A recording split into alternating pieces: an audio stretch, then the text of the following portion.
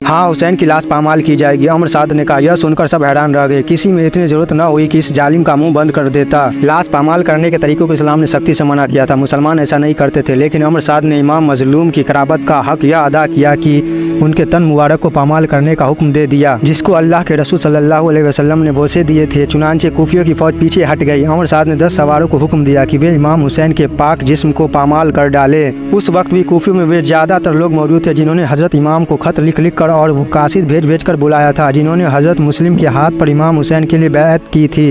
इन बदबख्तों से इतनी ज़रूरत भी न हो सकी कि सुखी अजली अमर साद को मना करते कि वह रसूल सल्लल्लाहु अलैहि वसल्लम के नवासे की बेहुरमती तो अब न कराए। अब तीसरा पहर शुरू हो गया था। या तो लू के तेज झोंके चल रहे थे या अब हवा एकदम बंद हो गई थी। रेगिस्तानों और समुद्रों में जब हवा बंद हो जाती है तो भारी तूफान के आने का पता चलता है। इसलिए लोगों को यह डर हो गया कि आंधी का तूफान आने वाला है। यह तूफान हकीकत में कहर इलाही होता है, पर कूफियों के 10 सवारों ने इस आने वाले तूफान की परवाह न करते हुए इमाम की लाश को पामाल करना शुरू कर दिया। बर्बरता का यह काम उन लोगों के सामने हुआ जो अहले बैत से मोहब्बत करने वाले थे। यहाँ तक कि इमाम के मुबारक जिस्म को टुकड़े टुकड़े कर दिया गया। यह दर्दनाक मंजर देखकर थोड़ी देर के लिए सभी कांप गए, पर न कांपे तो अमर साद और सिमलईन।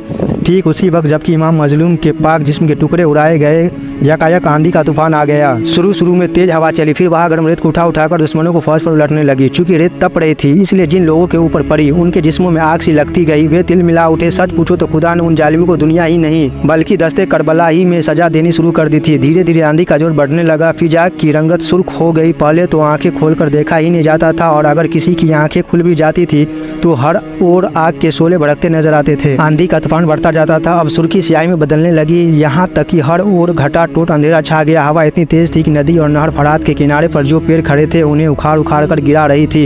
इंसानों और हैवानों को उठा उठा कर फेंक देना चाहती थी। कूफी यह हालत देखकर डर गए, समझे कि शायद आज ही क़यामत आ गई है। तौबा इस्तग़फ़ार करने लगे, लेकिन अब तौबा का क्या हासिल।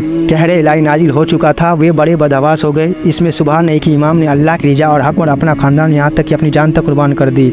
आप अपने नाना की उम्मत के लिए यह मिसाल कायम कर गए कि बातिल के सामने हरगिज़ सर न झुकाना चाहिए, चाहे जान ही क्यों न जाती रहे। आपकी यह कुर्बानी आखिरकार रंग लाई और आप शहीद होकर हमेशा के लिए अमर हो गए। आज भी दुनियाओं जहाँ में उनकी कुर्बानी का जिक्र है, अहले दिल उनके वाक़े बयान करके और सुनकर रोते हैं। ऐसे मकबूल ज़माने में कहाँ होते हैं आज तक जिनके लिए आले जहाँ रोते हैं। सच तो यह है कि आप उम्मत रसूल के लिए एक बेनज़ीर मिसाल छोड़ गए। आपकी रूह पाक पर हज़ारों दरूद व सलाम।